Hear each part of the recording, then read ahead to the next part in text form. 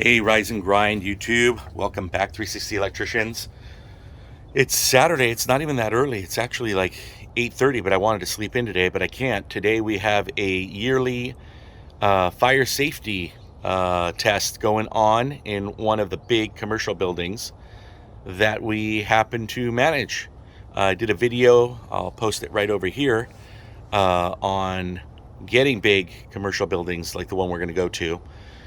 This one's been a customer for well over 10 years. Let's go down there. I will walk with you and show you what we are going to do.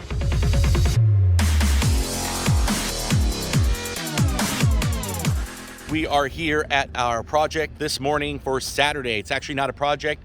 It is a walkthrough.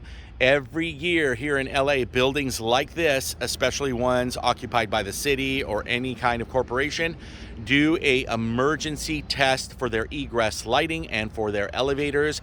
Guess what? We have the contract to be the maintenance electrician on this building for almost anything that happens. The life safety egress lighting every year to make sure that the exit signs and the emergency lighting ballasts last 90 minutes so you can escape the building. Numerous things. For example, when there is a tenant that moves out or moves in, we do the TI, the tenant improvement on this building as well. So this, I could say, is one of my most profitable types of buildings. Every single year, they're gonna need work done. We're gonna go inside today and we're gonna see how many lights need to be replaced. To do that, first, we're gonna go into the electrical room and we're gonna turn off the power. Let's go and I'll show you how to do that. First thing we're gonna do is go inside the building and shut the power off. Let me show you how to do that. Oh, you're telling yourself, hey, why do you need to show me how to shut the power off? Isn't it easy? Hey, look, when I became a commercial electrician, nothing is easy. Everything is a learning process, right? Buildings like this don't have a little tiny breaker that you're gonna shut off. They have what's called a shunt switch. Let's take a look at it. All right, look at the size of this panel. Okay, it's about, I'd say, 20 feet long. Industrial electric manufacturing.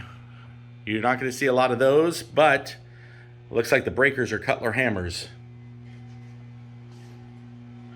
All right, you see how massive this electrical panel is? It's the size of the whole room. I would say that's easily 20 to 25 feet. Right over here is what we call the power break. It is a shunt switch.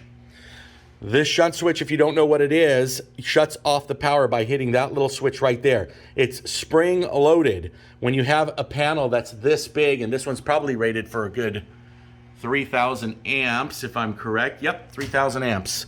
So you can't just hit it with a little breaker. You need some massive springs inside this unit that will disconnect them as fast as you can so you don't have an electrical arc going on. Okay, so if I hit this button, the whole power shuts down to the whole building. That's your main.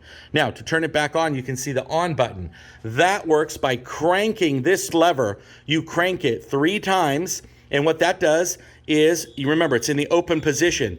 It's gonna start cranking that spring so that when you hit that button, bam, it's gonna shut closed and the power is gonna come on. Again, you're not gonna get the arcing and the sparking that you would get from a regular breaker with 3,000 amps. In fact, you could probably blow it up. All right, one good practice is to always shut off your smaller breakers first. Okay, you shut off the small loads, and the reason you're doing that is slowly you're disconnecting the current that's passing through the main switch. That's going to allow it to open and close with less damage to the contactors. Once you're done with your fire test, you come back, and as I said, you crank that. You hit this on first, then again you come back and you individually turn on your individual sub-panel breakers. All right, here we go. I got permission to shut it off, so we're going to go ahead and hit the individual breakers first.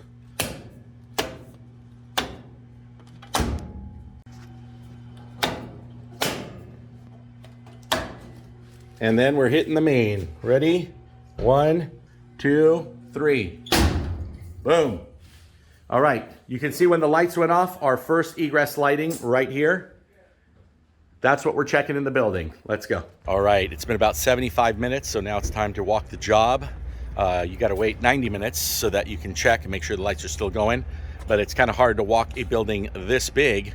So you gotta start a little bit early, so a little get done before, a little get done after.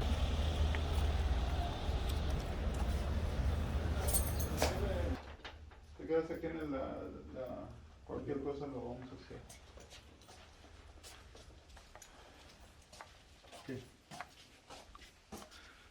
Whichever way you guys want to go. So the test is going on. You can see the fire alarm system also is going on. All these lights are egress, and they are working for the 90 minutes, so they're good. I got several of them that are not. We're going to continue in the building and check it out. All of the restrooms have to have emergency. And you can see some more egress there. And they're working.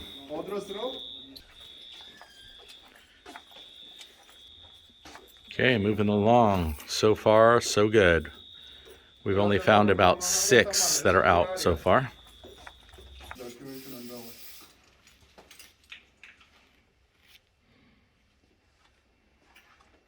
Men's bathroom, 2nd floor.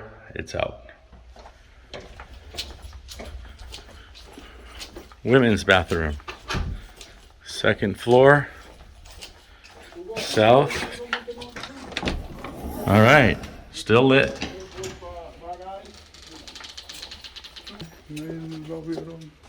Another one out. Okay, if that's what we're looking for. Stuff like that, that's out. I hope that helped. It's a little bit of a commercial education for you. I remember doing one of my first big commercial jobs. The building was built in the 40s and it had an old Zinsco panel, probably bigger than this one, twice the size of this one, in an electrical room on the roof. I walked in there, and this has got to be about 6 years ago, and I asked the electrical engineer, so what's going on? And he says, well, we can't shut the power off. And I go, all right, where's the disconnect? And he looked at me and goes, you're the electrician. And I said, hey man, you and I both know that this thing was made way before we were born.